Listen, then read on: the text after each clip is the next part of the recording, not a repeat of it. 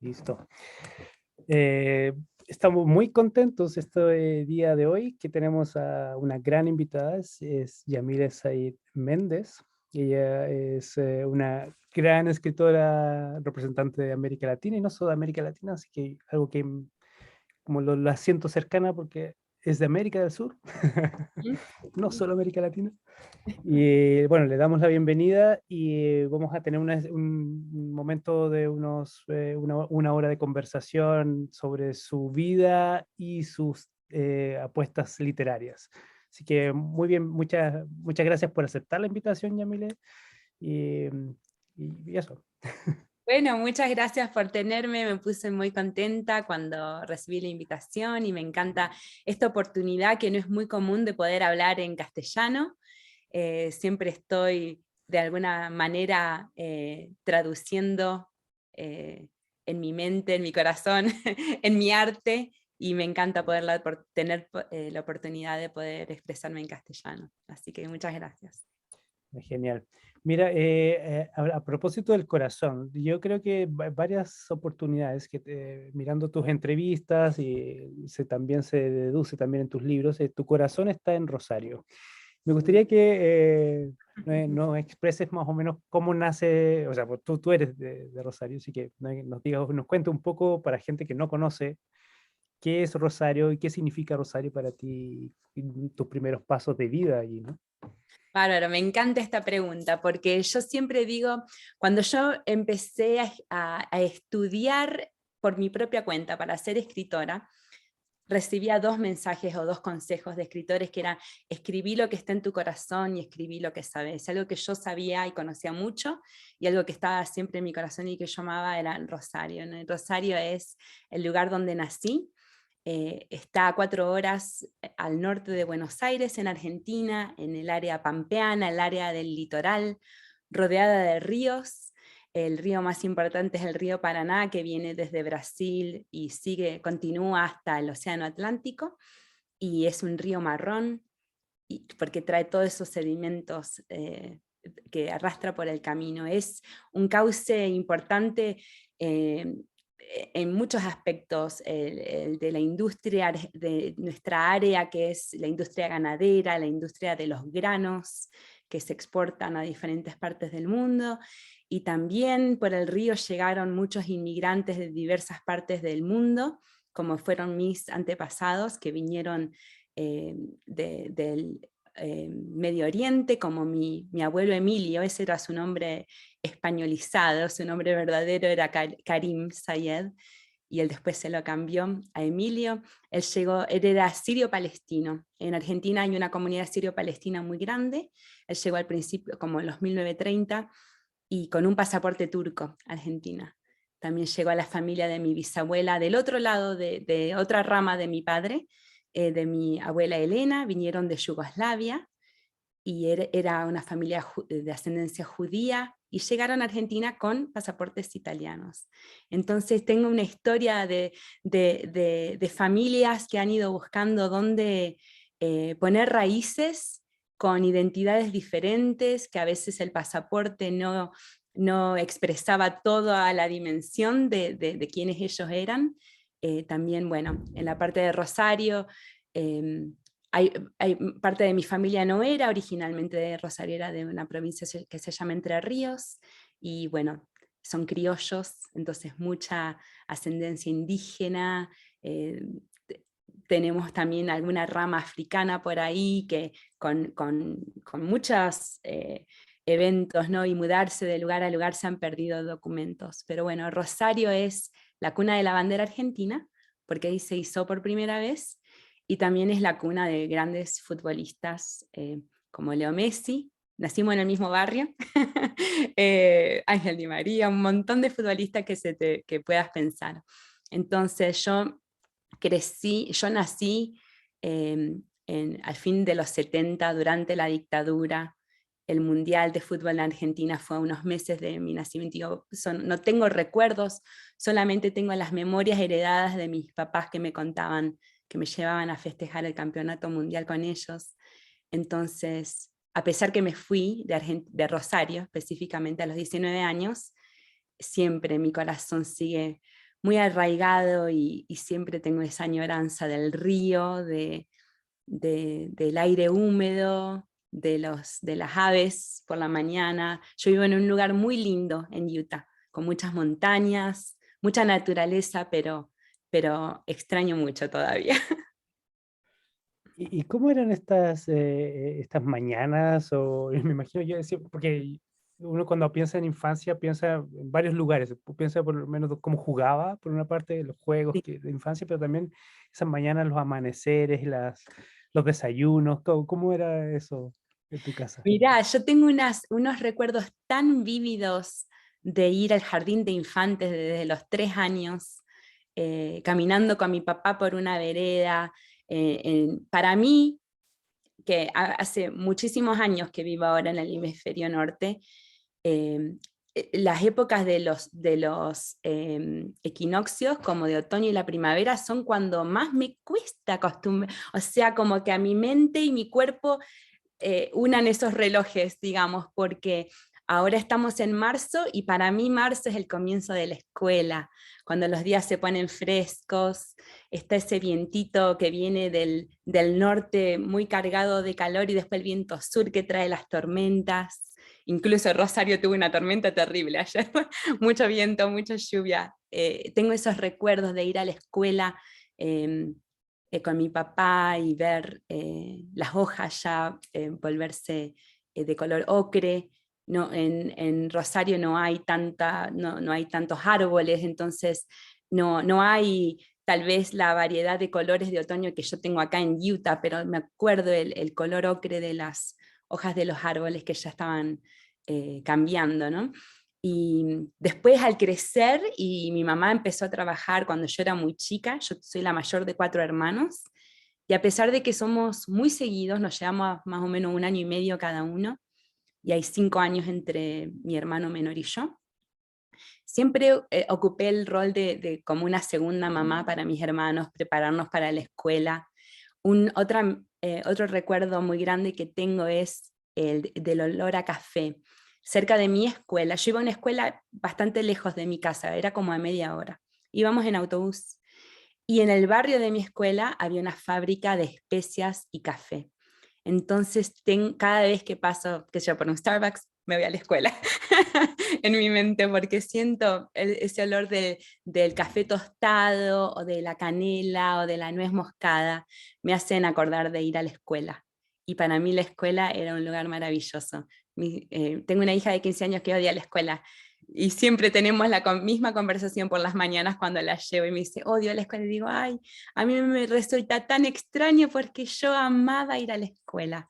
Y por eso tal vez son tan vívidos esos recuerdos, porque para mí siempre era un momento feliz cuando después de tomar un café con leche por la mañana, nuestros desayunos argentinos, me imagino que hay familias que tienen otra costumbre, pero en mi familia siempre era un desayuno muy mínimo, un café con leche, con tostadas, y después nos íbamos temprano a la escuela. Y la escuela no duraba tanto como dura acá, que mi nene chiquito va de 9:15 hasta 3:30 el día entero, nosotros íbamos de 7:30 a 12. Entonces, por eso tal vez los días de la infancia me hacían tan eternos, porque claro, estábamos en casa justo después del mediodía. ¿Y cómo surge Yamile escritora en estas primeros, porque uno siempre hay un recuerdo, un par de recuerdos de infancia que tienen que ver con libros y escritura? ¿Cómo empezó tu gusto por la escritura, la lectura? Bueno, empieza primero por la lectura. Eh, el folclore familiar dice que empecé a leer a los 3 o 4 años. Yo no sé si era tan chica. Lo que sí me acuerdo es, y esto parece un horror a una audiencia en Estados Unidos, de que alguien de 4 años vaya al kiosco, como a la tienda de la esquina por su cuenta, pero mi mamá me mandaba a los 4 años. Entonces yo iba con mi papelito con cositas para comprar, para la merienda tal vez, y yo le pedí a mi mamá que me dijera qué decía en el papel. No me acuerdo de saber leer, pero yo me lo memorizaba, y cuando llegaba le decía Don Luis, me acuerdo patente, la lista de las compras y él decía, ¡ay, ya sabés leer, pero qué barbaridad! Y me acuerdo ese sentimiento en el corazón de orgullo, pero yo no sabía leer. Me acuerdo de ser chiquita y sentarme, tal vez mi mamá al tener 4 nenes chiquitos que nos quería mantener ocupados como sea, me sentaba y yo copiaba cosas de la botella de Coca-Cola o las palabras que había tal vez en una lata de tomate, así empecé mis primeras letras, hasta que recuerdo el momento en que por fin hizo clic en mi mente que esas letras tenían sonidos y que si vos unías los sonidos hacían palabras. Y me acuerdo que fue como una avalancha, que en vez de leer, y que es algo que yo hago incluso hasta el día de hoy, no leo palabra, letra por letra, palabra por palabra, es más como como una absorción de la palabra entera, y me acuerdo que era como un torrente tan grande y tan poderoso para alguien tan chiquita que yo cerraba los ojos para no leer todos los letreros porque me cansaba. Desde ese entonces leo cualquier cosa que se me cruce, todo, cualquier pedacito que tenga letras leía. Pasé por todos los libros que había en mi casa, que no eran muchos, un diccionario, la Biblia, me la leí de punta a punta porque había historias. Después mi mamá tenía una amiga que era maestra y tenía una biblioteca que para mí era enorme. Y también me leí la colección Robin Hood, se llamaba, y Mujercitas, Un Yankee en la corte del rey Arturo, Heidi, todos estos clásicos de la niñez que llegaban traducidos, por supuesto, a Latinoamérica, y cuando ya no tenía más libros que leer, me inventaba historias y le contaba a mis hermanos a la noche. Después nadie ya me quería escuchar las mismas historias y ahí las empecé a escribir. Y a los 7 años, me acuerdo, mi vecina tenía una máquina de escribir y a la tardecita después de la escuela, con mucho cuidado de a una letra, yo pasaba de mi borrador a la máquina de escribir en mi primera historia, que tristemente no tengo ninguna copia ahora, pero me acuerdo que era triste, porque era de una princesa que se le muere el abuelo, porque mi abuelo recién había muerto. Entonces yo desde ese entonces ya procesaba mis experiencias, mis emociones por medio de historias, que no me las podía guardar, después quería que alguien las lea, mis hermanos, mi mamá, mis amigas de la escuela, así empecé y así seguí por muchos años escribiendo retacitos, buscando a alguien que tuviera la paciencia para sentarse y leerlo y esperar a ver su opinión. Y bueno, así escribí por mucho tiempo. Muy bien, y después ya te viniste, bueno, no es que te viniste ya desde el casco de Sí. Don Luis a Estados Unidos, pero pasaste, bueno, tu educación en la escuela que nos acabas de decir que te encantaba ir a la escuela. Sí, Em, yo supongo que ahí hubo un momento que, claro, que te viniste a Estados Unidos bastante joven, digamos, 19 años, ¿no? sí, Y sí. entonces, em, ¿cómo luego descubriste en Estados Unidos, yo creo, ¿no? Que ya era algo que tenías que hacer, que no Bueno, era solo escribir en una maquinita de escribir del vecino. sí, porque mira, a pesar de que en Argentina hay una cultura de lectura y de escritura muy fuerte, ya hay escritores famosos, o sea, Borges, María Elena Walsh, o sea, pero yo no sabía que la gente normal podía ser escritores. Nunca había conocido un autor en mi vida, solamente estas personas importantes de Buenos Aires. Y yo al venirme a Estados Unidos, que fue con un muchísimo sacrificio de mi familia, porque éramos una familia muy humilde, eh, pero fue como una combinación perfecta de circunstancias que permitieron que yo pudiera venir. Tenía buenas notas y el peso y el dólar estaban 1 a 1 en los 90, así que eso permitió algo que hoy en día sería imposible para una chica como yo, poder tener una educación en Estados Unidos. Y cuando llegué, obviamente, al ser la primera persona en mi familia que no solamente se graduaba del secundario, pero también que seguí en una educación universitaria, yo tenía, aunque nadie, nunca mi mamá y mi papá me dijeron, tenés que salvar a la familia. Al ser la hija mayor, sentía, ¿no?, la responsabilidad de poder ayudar a mi familia con mi estudio. Entonces estudié economía y relaciones internacionales. Y porque era algo práctico, decía yo, que iba a ser algún día tal vez diplomática o volver a Argentina. Mi idea siempre era volver a Argentina. Y cuando llegué a BYU, la escuela era difícil en el sentido de que, claro, al estar inmersa en inglés, no era el mismo inglés que yo había estudiado, me costaba entender, y mi refugio era la biblioteca. La biblioteca de la universidad acá, de donde yo fui, tiene 6 pisos, tiene diferentes áreas que te podés perder y estar ahí la vida entera. Y entonces empecé a leer un montón de cosas que yo no había tenido acceso al crecer. Y, y ahí fue cuando ese amor a la lectura se incrementó. Al graduarme de la universidad, seguí con mi trabajo, empecé a trabajar de traductora e intérprete porque no conseguía trabajo de economista. y, y bueno, y me casé muy joven, fui mamá muy joven, con mi esposo que es de Puerto Rico, nos mudamos a Carolina del Norte por el trabajo de él, y ahí también encontré un refugio en la biblioteca local, que era muy chiquita, pero tenía muchos cuentos, y más que nada libros para niños, como Harry Potter, los clásicos, que yo no había, con los que no había crecido. Y bueno, igual que pasó cuando era chica, una vez que como me llené de palabras, me harté de palabras, ahí de a poco, cuando mis nenes dormían, empecé a escribir.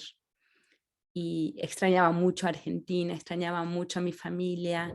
Entonces ahí fue cuando una versión muy, muy vaga de Furia empezó a tomar más forma y consistencia, y empecé a escribir. Y fue unos años después, cuando ya casi tenía 28 años, que dije, empecé a conocer autoras locales, y eran chicas como yo, y digo, ay, sí se puede ser escritor y ser una persona normal.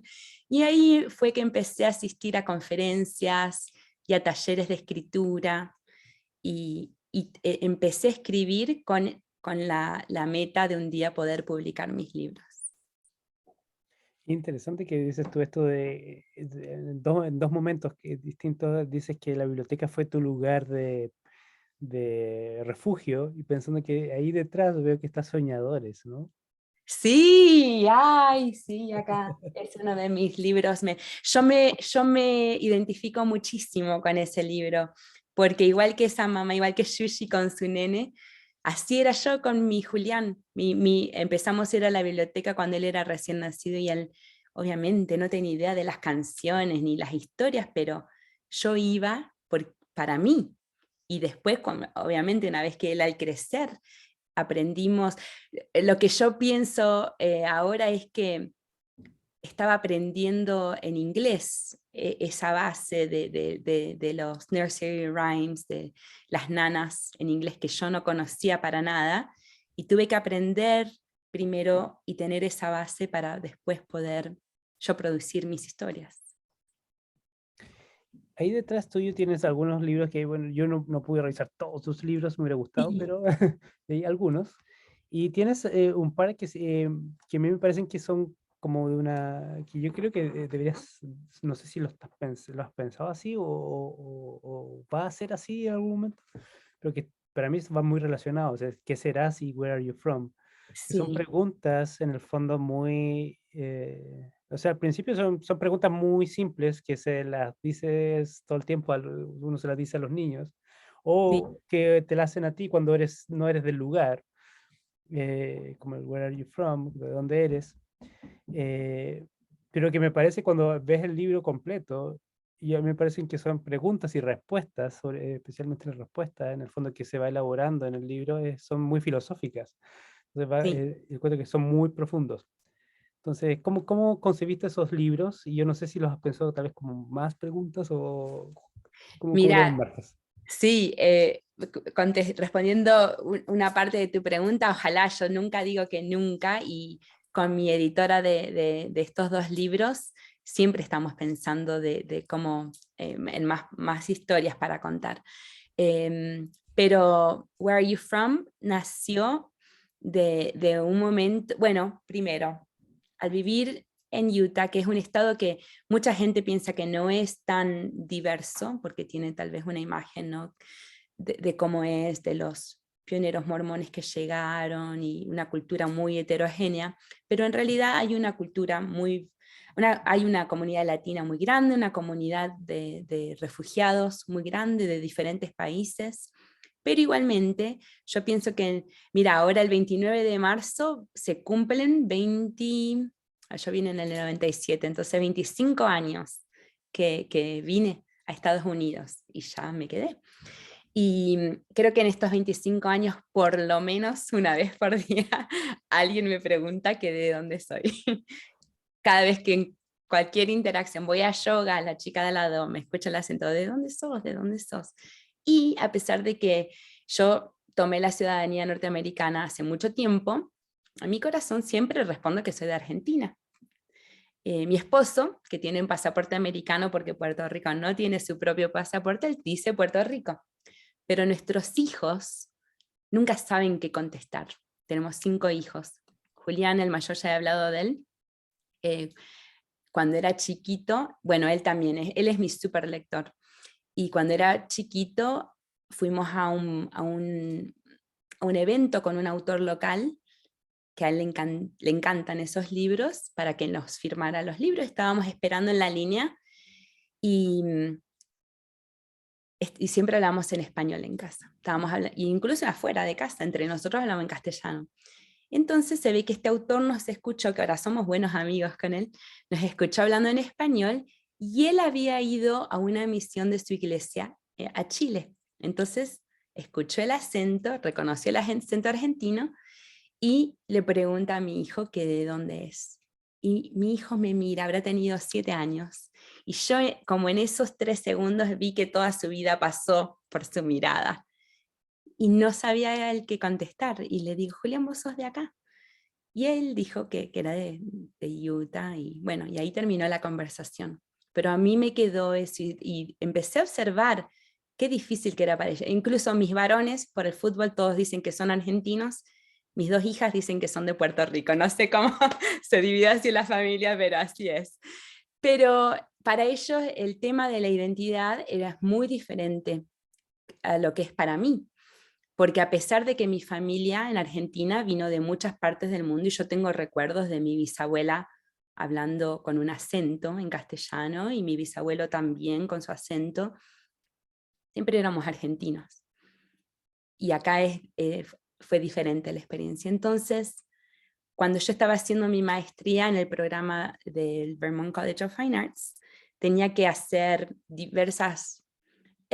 explorar en diversos medios. Entonces, en este semestre en particular que pasó esto con mi hijo, estaba escribiendo libros de cuento y poesía con una escritora que se llama Jane Kurtz. Y entre medio de mis tareas escribí un poema, tratando de alguna manera darle unas respuestas a mis hijos de qué contestar. Nunca le entregué en mis tareas ni nada, pero cuando fue mi graduación, uno de los requisitos era leer algún escrito nuestro. Yo leí parte de mi tesis creativa, que es una historia para chicos de 11 años más o menos, y ¿viste? En esas cosas del momento digo, voy a leer este poema, porque estaban mis chicos en la audiencia justo antes de la grabación, y quería como ofrecérselo a ellos. Y era algo tan personal, ese poema que escribí para mis hijos, pero que resonó con tanta gente que después de la lectura se acercaron y me dijeron, tenés que mandárselo a tu agente, ese tiene que ser un libro, y yo nunca me lo había imaginado como un libro de cuentos. Pero se lo mandé, después de mi grabación se lo mandé a mi agente, y ella siempre bromea ahora de que tiene muchas veces le ha pasado que sus clientes le dicen, ay, tengo un libro de cuentos, y ella dice, ay, vamos a ver qué me mandan, porque a veces no es algo que ella pudiera entregar a editores, ¿no? Pero también a ella le encantó, y bueno, de ahí tuvimos interés de bastantes editoriales, terminamos yendo con HarperCollins, mi editora, Clarissa Wong es una mujer asiática, su familia es de China, y entonces resonó también mucho con ella. Entonces esa para mí fue una lección de historias que a veces son re personales, que creemos que no se van a aplicar a otra persona, en realidad en su esencia tienen la capacidad para de verdad tocar a más personas, ¿no? Y bueno, y de ahí vino, cuando ya habíamos escrito Where Are You From, otra pregunta que a los chicos se les hace constantemente es ¿qué vas a hacer cuando vas a crecer, cuando crezcas?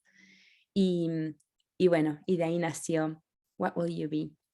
Y quería que fuera una abuelita en este caso, porque yo tengo recuerdos de mi abuela Elena que sabía, y de mi mamá también cuando ya era abuela, cuántas cosas que sabía hacer, y a los ojos de mis hijos, mi mamá era cantante, cocinera, costurera, o sea, era todo, y bueno, esa fue mi inspiración. Y a mí me parece que, no sé si puedo mostrar una de las páginas que me llama Sí, la atención. Mira, que aquí en Where Are You From, me aparece una página que me parece interesante como, o sea, es muy, muy bonita las ilustraciones y todo, pero me parece que esta que es como que tú, cuando conversamos, yo te había dicho, oh, me parece genial que nos juntemos el 25 de mayo porque es el Día de bueno, Argentina. Y dije, sí, sí, no, porque me equivoqué, es el sí, 25 de marzo. quise escribir marzo. Pero que se conmemoraba el golpe militar del 24 de marzo, ayer. Sí, Entonces, ayer. tú tienes Ujú. esta imagen, ¿no? Sí, mira, De tu libro de Where Are You From, y aparecen las palomas, y entre medio de las palomas, en Plaza de Mayo, ¿no?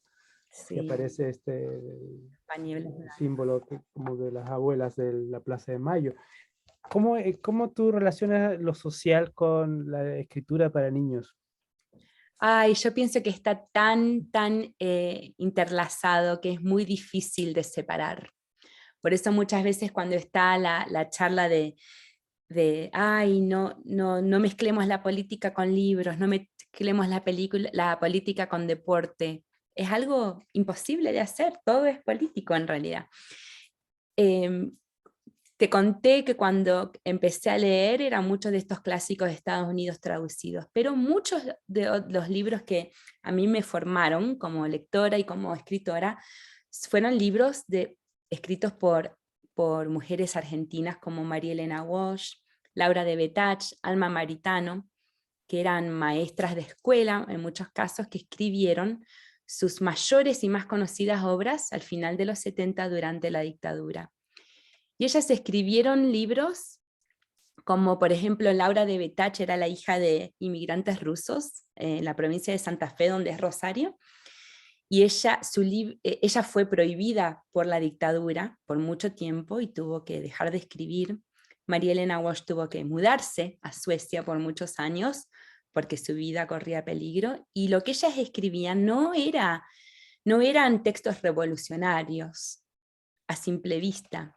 Eran revolucionarios en el hecho de que te contaban una historia de un hombre que vendía cuadernos, y como las mamás del barrio no podían pagar para que sus hijos fueran a la escuela, él lo enterró en una semilla y de ahí nació un árbol de cuadernos para que todos pudieran escribir sus historias y aprender. Y vos pensás que el, el, el principio de la autonomía de las personas y de querer tener el deseo de aprender, de enseñar, de compartir ideas, era algo que a los que los militares le tenían pavor, por eso fueron prohibidas. Entonces yo pienso que muchas veces el hecho de comunicar en un cuento el valor de la persona, eh, que el hogar no es un sitio geográfico, sino que es la gente de la que uno viene, del amor que te formó como persona, para muchos grupos es algo revolucionario y que les da miedo. En el caso de este spread, que siempre me emociona muchísimo cuando veo, porque la ilustradora es como yo, una inmigrante, no recuerdo exactamente de qué país es Jamie Kim, pero ella también vino a Estados Unidos a los 19 años. Y ella no tenía mucha idea de lo que había sido la revolución y la dictadura, pero hizo toda su tarea, ella investigó, y cuando yo vi el bosquejo en lápiz con esos pañuelos blancos, ay, no sabes la emoción tan grande que me dio ver ese símbolo de libertad y de amor, un pañuelo blanco que a veces se usa para rendirse, cómo se transformó en un símbolo de rebelión. Y es parte de la historia de la que yo vengo, de la que vienen mis hijos. Y, y no es ocultarla, no, es un acto más de cobardía. Y yo quería contar la historia completa, aunque no fuera, ¿cómo te puedo decir? Tal vez apropiada. Pero también creo que la mostramos en una manera apropiada para chicos chiquitos que tal vez no pueden comprender la magnitud de lo que fue esta dictadura, pero planta una semillita para que cuando encuentren este tema en otros momentos de su vida puedan recordar esas palabras simples y las imágenes simples en mi libro. También son para adultos. Yo también yo sigo convencido, digamos, que los libros, este tipo de libros son también para los adultos y jóvenes que leen libros y pueden leer libros de este tipo también y también sienten, son libros que tienen una alta carga emocional, son poemas o cercanos a la poesía y con Ujú. imágenes donde la ilustración también juega un rol muy importante. Entonces yo creo que tiene mucho sentido también para maestros y maestras que hacen sus clases Seguro. a sus Por niños. eso yo digo que escribir los libros de cuento es muchísimo más difícil que escribir una novela de 300 páginas, porque en un libro de cuentos solamente tenés 200, 300 palabras que usar. Los chicos se aburren y los papás, vos siendo papá, cuando mis hijos me traían un libro y yo veía que había párrafos enteros, decía, ay no, por favor, empezaba a hacer un resumen, y después cuando ellos aprendían a leer decían, no mamá, te estás saltando las palabras. Entonces, al escribir un libro de cuentos uno tiene que estar pensando en dos audiencias, el chico o la chica, el niño, y también la persona que les va a leer por primera vez el libro. Y entonces es muy difícil poder llegar a las dos audiencias. Tienes que tocar dos almas, ¿no? Dos Sí, de diferentes tipos de edades. sí. Es verdad. Si quieres comenzamos damos una vuelta hacia Furia. Dale. Tú dices que, bueno, que empezaste hace tiempo ya, ¿no? Que me habías mencionado que venía gestándose la semilla de Furia bastante tiempo atrás y puedes describir cómo nace esta Camila y luego cómo se va allá, toma su cuerpo definitivo y toma la bandera. Bueno, mira, Furia empezó con un título muy diferente, Cruz del Sur. Ese era el título que yo usaba a mediados de los 2000, como por el año 2006, hace mucho, mucho tiempo ya. Así fue cuando nació la idea. Te comenté antes que el consejo que recibiera, escribir de algo que yo supiera, algo que importara, que me importara. Y bueno, siempre el fútbol es una de las maneras en las que yo me mantuve conectada a mi país. Después de que yo vine a Estados Unidos por mi propia cuenta, mi familia me siguió, mis hermanos, por un tiempo vivimos todos acá, y ya no tenía tanta excusa, o como, no excusa, un motivo muy urgente para volver a Argentina, más con 4 nenes chiquitos en esa época. Entonces, escribir era mi manera de crear mi rosario virtual. Y algo que me encanta es el fútbol. Haber nacido en Rosario no me daba mucha opción de tener otro, o sea, de que no fuera así. Yo recuerdo el momento en que hice la opción consciente de que me iba a gustar el fútbol, iba a aprender, porque en mi casa todo lo que se veía era fútbol. Me acuerdo una vez mis papás estaban viendo, mi papá, un partido de River Plate con otro equipo. Nosotros no somos de River, somos de Rosario Central, pero había fútbol, había que ver. Y yo pensé, ay, más vale que me guste esto porque si no voy a tener una vida miserable. Y sí, me encanta, me encantaba ir al estadio de Central, me encantaba escuchar las tribunas, y mucho tiempo pasé con mi hermana chiquita viendo a mis hermanos jugar. Nosotras nunca jugamos al fútbol. Y no era porque mis papás eran personas horribles y opresivas que nos querían privar, pero es que no había fútbol para niñas y era mal visto, era para marimachos, era para nenas que no tenían educación, según decían mis padres, y entonces querían que fuéramos más señoritas. Entonces, siempre nos quedábamos con las ganas. Yo fui a una escuela de nenas y en los recreos no nos dejaban jugar al fútbol tampoco. Entonces, pero cuando yo me fui de Argentina, justo después vino el Mundial de Francia 1998, y ahí fue cuando conocí un montón de amigos que son amigos del alma hasta el día de hoy, porque nos juntábamos en la casa de un desconocido que tenía satélite a ver los partidos.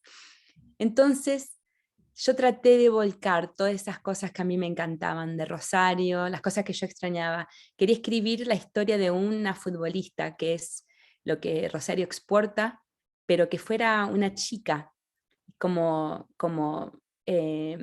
tumbar ese estereotipo, ¿no? y ponerlo pata para arriba, algo sorpresivo. Y a medida que fui explorando la historia de Camila, que es una chica que también como yo vive en un barrio de trabajadores, quiere ser futbolista, pero no tiene el apoyo de sus papás, a medida que iba creciendo el personaje de ella y ella tenía esas ganas tan grandes de no solo jugar al fútbol, pero ser buena y tener éxito y un día triunfar, venían otros temas que se empezaban o sea, al enfocarme en ella podía yo ver otros temas alrededor que nunca antes me había dado cuenta, tal vez cuando yo era chica y vivía en Rosario, como el tema de la violencia contra la mujer y contra las nenas, la discriminación en el deporte.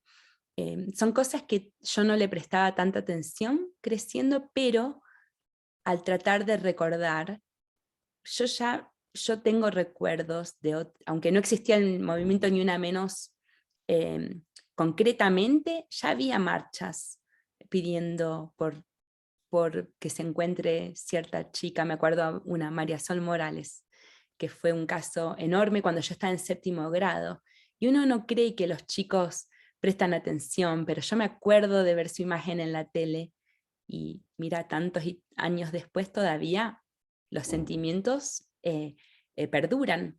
Entonces yo traté de volcar todas esas cosas en esta historia, que a la misma vez fue difícil mostrar la realidad, porque en Rosario hay mucho crimen, hay mucho peligro, pero no quería crear esta historia estereotípica de Latinoamérica para que la gente diga, ay, qué bueno que se fue de ese lugar tan horrible, porque yo lo extraño, es mi casa.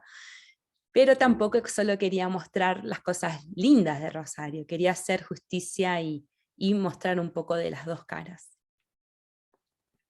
Tú dices en algún momento, creo que y lo mencionaste en tu biografía, pequeña biografía que hiciste al comienzo, pero también lo dices en Furia, es esta idea de, y que tiene que sentido cuando analizas la importancia o el lugar del fútbol en Argentina, y yo creo que es lo mismo que pasa en Chile, lo mismo que pasa en Brasil, Sí, en diferentes países, que es como es una de las vías de superación de la pobreza para sí, muchos chicos y chicas, digamos, chicos principalmente.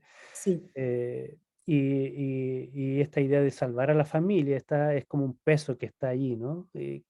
¿Cómo ves tú esta idea del salvar a la familia? Que tú lo dices también, que te tocó a ti cuando te mandaron a Sí, Estados Unidos, casi. claro, creciendo, los nenes siempre querían ser futbolistas. Estas son unas charlas que yo tengo mucho con mis hermanos, eh, aunque son menores que yo en edad, somos todos adultos ya de 40 años y pico, y entonces mi hermano Damián, que es el que me sigue inmediatamente cuando hablamos de Furia, que él no lo ha leído porque no está en español, pero él conoce, o sea, hemos hablado tanto todos estos años que él conoce la trama, conoce los personajes, y él me contaba su versión de ser un varón creciendo en esta sociedad obsesionada con el fútbol, para bien o para mal. El fútbol que muchas veces es la única alegría que tiene la gente, pero que también tristemente muchas veces nuestros gobiernos lo usan como una distracción de las cosas que están pasando en la sociedad, y como le llamamos, ¿no? Pan y circo, cuando le dan fútbol gratis y en la televisión a la gente para que esté contenta, ¿no? O no preste atención a lo que está pasando con el FMI, tal vez es algo que está pasando esta semana con Argentina, justo.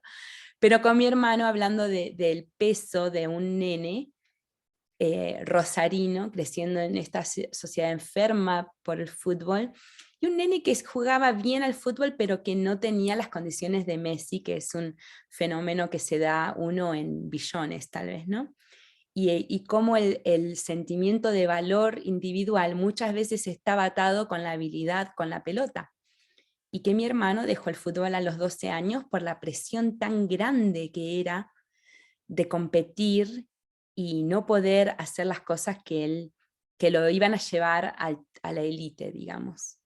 Tenemos otro hermano más chico que sí tenía un don muy grande para jugar al fútbol. Vino a Estados Unidos a estudiar, tuvo la oportunidad de ir a la universidad a jugar al fútbol y también se retiró del deporte muy chico, de nuevo, por la presión tan grande, aunque fue ya a los 20 y algo de años. Pero hasta el día de hoy, mi hermano Lalo, le decimos, juega al fútbol con sus amigos porque es algo que le da una alegría total. Y al haber estado viviendo en otro país por mucho tiempo y no tener tal vez noticias de casa o no poder tener la oportunidad, la única manera de tener esa asociación con otros argentinos o de usar mi bandera era durante los partidos de fútbol, ¿no? Entonces, volviendo, me fui un poco en una tangente, pero volviendo al tema de que los chicos quieren ser futbolistas para salvar la familia, las chicas al no tener la oportunidad de ser futbolistas, tenían la opción de ser lo más cercano, que es la novia del futbolista. Entonces yo no quería que ese fuera el destino para mi personaje Camila, aunque es una parte de la trama que su papá ve la oportunidad y dice, ay, enganchate con este futbolista, así nos salvamos todos. Pero ese era mucho de lo que se vive en nuestros países. Aunque, honestamente, a veces el tema de ser futbolista es preferible a la otra opción que a veces la juventud nuestra tiene hoy en día, que es ser narcotraficante, que se escuchó mucho en las noticias de Argentina, que los chicos quieren esa ruta. Incluso el otro día estaba escuchando una entrevista del cantante de reggaetón Daddy Yankee. Por mi proximidad a Puerto Rico, también tengo mucha influencia del reggaetón, y Daddy Yankee es uno de los precursores, ¿no?, que llevó el reggaetón a todo el mundo, y él cuenta que en los barrios humildes también antes alguien iba y les preguntaba a los nenes, ¿qué querés ser? Y decían narcotraficante, pero ahora quieren ser cantante. Entonces, de alguna manera, ¿cómo va cambiando la mentalidad de los chicos cuando tienen otras opciones que ven? Entonces yo pienso que si a los chicos le damos opciones de ver escritores, de ver científicos, les damos buenos ejemplos en maestros, van a querer ser esas cosas también y van a ver que tienen otras opciones. Yo pienso que los nenes dicen que quieren ser futbolistas o cantantes o modelos porque es lo único que ven en los medios de comunicación. Y qué lindo sería si los pudiéramos exponer a otras realidades, como de nuevo volviendo al what will you be, ¿no? ¿A qué serás? Que no están confinados a ciertas profesiones, sino que hay más, pero obviamente uno no puede ser aquello que nunca vio. Entonces, de ahí yo creo que hay como una desconexión cultural, que la juventud no ve las opciones que podrían tener. Hay un personaje que a mí me gusta mucho tu libro, que es un personaje muy tangencial, es pequeñísimo. No, no tan pequeñísimo, yo creo que tiene su importancia, porque es la que recibe recibe el testimonio al final, ¿no? Como cuando vas a la posta, yo creo que es Karen, ¿no? Que La es, Karen, sabía que ibas a decir. o sea, ella es un personaje muy pequeño y tartamudea, al principio tiene un problema como de presencia, ¿no? Como de creerse, creer de que ella puede, y le hacen bullying también, yo creo que por eso mismo, entonces es muy silenciosa. Pero Sí, luego yo creo que se va, Camila se identifica mucho con ella y la acoge, ¿no? Y yo sí, creo que es como es la hermandad, sororidad, digamos, en el fondo, de mujer a niña, mujer. Y luego de cómo se construye este paso, digamos, de ella a través de la literatura, Ujú. y de toda esta herencia, ¿no? Porque tú hablas de las raíces, del poder. Estoy tratando de sumar algunas otras Sí, palabras que usas en otros libros, pero el poder del conocimiento, las raíces, soñar y ser líderes y todo eso, y yo creo que todo eso se va construyendo en este personaje y que confluye en ese punto que es como un punto en el firmamento del sí. cielo, y yo creo que me gustó mucho cómo la usaste a ella de pensar en ese personaje que después que uno dice, bueno, aquí está la esperanza, ¿no? Seguro. Y Karen siempre fue, así como estuvo Camila desde el principio, siempre estuvo Karen ahí silenciosa y de poquito. Yo siempre digo que Furia tardó tanto tiempo en poder crecer porque yo necesitaba crecer también como mujer y como escritora y tener las herramientas que necesitaba para contar la historia y hacerle justicia. Y a medida que yo crecía y Camila crecía, también crecía Karen en importancia. Y sí, ella es ese próximo eslabón que está mirando todo lo que hace Camila. A ver, ¿de verdad es así? Era muy importante también para mí este ejemplo que Camila le está dando a Karen, porque Karen vivió en un mundo donde ella no tiene modelos que seguir, no tiene un modelo también de una familia o un modelo donde pueda haber amor entre dos personas, un amor que no lastime.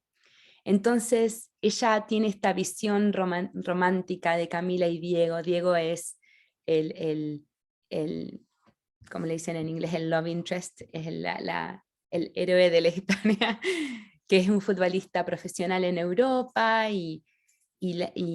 pero a la misma vez Camila, Camila le quiere demostrar a Karen y a las otras nenas que ella puede luchar por sus sueños y no va a renunciar a esos sueños por nadie, ni siquiera por alguien que pudiera ser el amor de su vida, pero a la misma vez le quiere mostrar que es posible encontrar un buen compañero en la vida, que no es todo o nada, que a veces solamente no es el momento, y entonces esa también era un tema muy delicado para balancear, porque tampoco quería que Camila renunciara al amor y estar sola con sus ambiciones de carrera solamente, porque somos seres humanos completos, ¿no?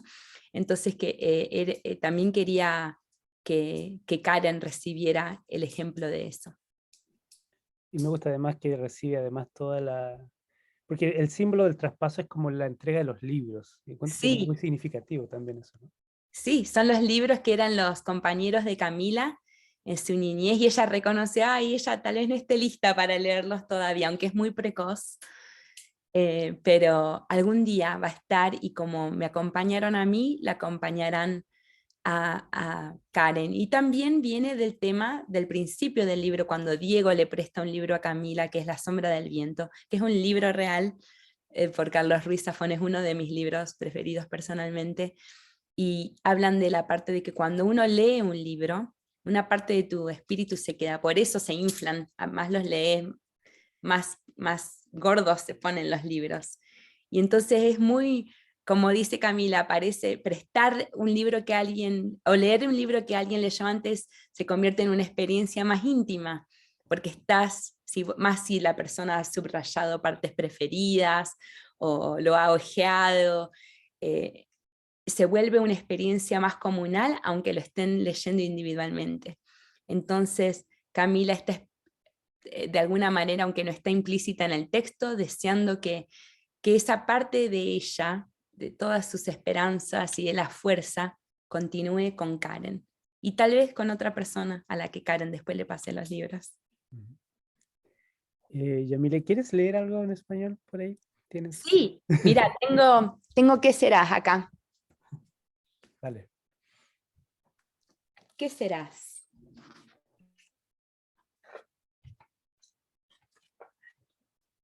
Me pongo así. ¿Qué serás cuando crezcas? Preguntan. Tu mamá es esto, tu papá es eso. Nunca es muy pronto para soñar en lo que te convertirás. No tengo mucho que pensar. Cuando crezca seré un astronauta, un unicornio o un payaso. No, ¿qué serás de verdad?, insisten. Le pregunto a abuela, porque ella ha sido todo bajo el sol y la luna. Dice que todavía está tratando de descubrir qué será ella cuando crezca. Abuela, cuando crezca, ¿qué seré? Abuela interrumpe su trabajo. Colores brillantes gotean de su pincel. Observa la mancha en el piso como si estuviera leyendo mi futuro. Cuando me mira, le brillan los ojos. Tú te conoces mejor que nadie, mi amor, dice. Niña, ¿qué serás? Nada me viene a la mente. Abuela señala a mi corazón y dice, escucha. Cierro mis ojos para escuchar las palabras que el oído no puede captar. Dentro de mí, debajo del ritmo del tamborileo, hay una voz calladita. Suavemente le pregunto, ¿qué seré? Las respuestas surgen en una ráfaga de colores y sonidos. Seré una constructora. Moldearé el mundo en mis manos, en hogares de todas clases, en santuarios con libreros en cada esquina y una gran cocina donde todas las personas serán bienvenidas al final del día. Seré una soñadora, encontrando figuras en las nubes pasajeras. Escribiré y pintaré mis sueños, y mis palabras e imágenes inspirarán a otros a contar sus propias historias también. Soy pequeña, pero soy una guerrera con mi lápiz y pincel. Seré una exploradora de las tierras en las que surgieron mis raíces. Mis ancestros crearon senderos donde antes no había ninguno. Ahora marcho hacia mi destino en las estrellas con su fortaleza. ¿Quién sabe los caminos que me esperan? Cuando crezca seré una granjera, plantando milagros y cambios, y cosechando el poder y el conocimiento que germinaron con los que soñaron antes de mí. Ahora con ese poder y conocimiento seré una sanadora de huesos rotos, y por qué no, de corazones, una voz contra la injusticia y el dolor, una reparadora de errores. Cuando crezca, seré un estudiante que mira dentro de mí misma y de otras personas, todas mágicas y diferentes, todas necesitadas y apreciadas. También seré una maestra y una líder, compartiendo mi luz aún en la más grande oscuridad, recordando que la risa es un idioma universal que comprenden los jóvenes y ancianos. Bien hecho, mi amor, dice abuela. Todas estas cosas y más puede ser. Pero recuerda, cuando un trabajo es muy grande para pequeñas manitos, muchas manos pueden obrar milagros. Abuela me pasa su pincel y con asombro descubro cómo los colores saltan a la vida en un lienzo blanco solo para mí. Cuando crezca, seré yo. Colorín colorado. Genial, gracias, Yamile, por tu lectura. Gracias a vos. Y bueno, me gustaría tal vez terminar con con una reflexión del qué serás tú ahora, en el fondo, qué será Ay, de ti para los próximos años. bueno, Porque ¿qué seré? ¿Qué seré? Hace un par de días escuché un podcast de la escritora Katie Camillo, que es una de mis mentoras, que nunca he conocido en persona, pero admiro tanto su trabajo y sus palabras resonaron mucho. Y ella habla de ser una ex nena de 8 años.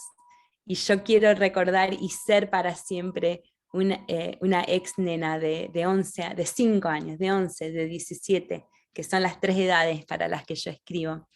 Cuando hablamos me habías dicho que tuviera algo para un show and tell, y mira, acá tengo dale. dos muñequitos que los voy a atar a la respuesta, te prometo. Tengo mi pequeño pony, que fue el único pony verdadero que tuve, creo que a los 11 años justo, cuando ya estaba rindiéndome que los Reyes Magos nunca me lo iban a traer, a los 11 años para mis Reyes, tuve mi pequeño pony y fue mi único juguete que me traje de Argentina y estoy contenta porque tantas cosas se perdieron con la mudanza de mi familia, que esto es lo único que me resta de mi infancia. Y acá tengo unas frutillitas, que me acuerdo cuando yo estaba en tercer grado, que empecé en esta escuela de nenas, era el furor. Tiene el olorcito. Tiene el olorcito esta porque no es de cuando yo tenía 8 años. Nunca tuve unas frutillitas, ni siquiera la imitación, pero cuando fui grande descubrí que todavía vendían la de los 80 y me la compré y el olorcito de la cabeza de frutillitas me lleva a mi infancia. Y quiero que por los años que me queden de vida, recordar la niña que fui y honrarla siempre. Y yo siento que ser escritora y ser contadora de cuentos es la misión para la que yo vine a esta vida.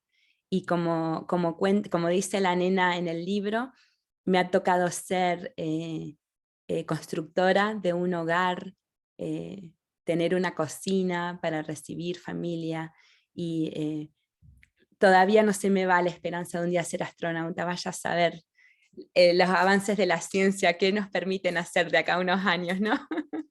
pero, pero todas estas cosas son posibles cuando creo historias y creo un personaje muy diferente a mí, que tiene sueños muy diferentes a los míos, y tengo la oportunidad de meterme en la piel de estos personajes para poder contar sus historias. Entonces yo pienso que al leer también puedo experimentar estas cosas, leer palabras de otros autores.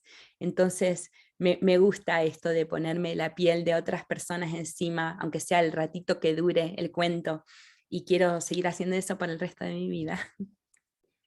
Muchas gracias. Es un hermoso desafío y yo creo que lo haces maravilloso. Así es que esperamos que seguir leyendo tus libros y ojalá que lleguen muchos de ellos lleguen a América Latina también. Ojalá que sí, ese es mi sueño más grande. Muchísimas gracias, Jorge. Fue un gusto. Gracias.